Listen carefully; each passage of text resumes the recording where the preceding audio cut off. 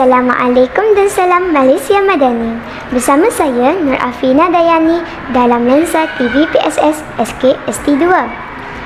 Rakan-rakan sekalian, seiring kemajuan zaman, teknologi kini menjadi nadi ilmu.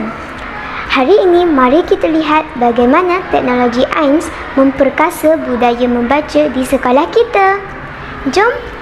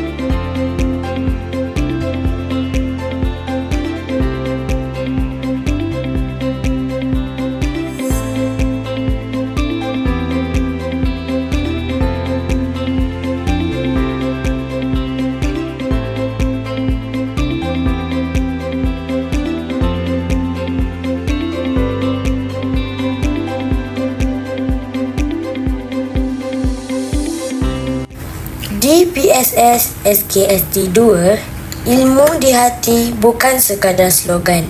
Melalui Advanced Integrated Nilam System atau AINS, murid-murid boleh merekodkan bacaan mereka secara digital di mana-mana sahaja. Teknologi ini menjadikan aktiviti membaca lebih interaktif dan mudah dikesan. Assalamualaikum semua. Bersama saya dan rakan saya Muhammad Syafiq Adeli bin Muhammad Sufian dari kelas 5 Nilam. Assalamualaikum Syafiq. Waalaikumsalam Dayani. Saya telah difahamkan awak telah berjaya merekodkan lebih 400 bahan bacaan di dalam teknologi AINS.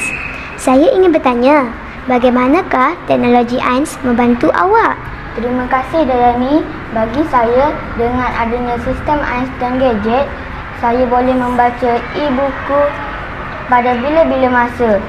Ia sangat menyeronokkan dan membantu saya mencapai sasaran membaca. Terima kasih Syafiq. Sama-sama Dayani.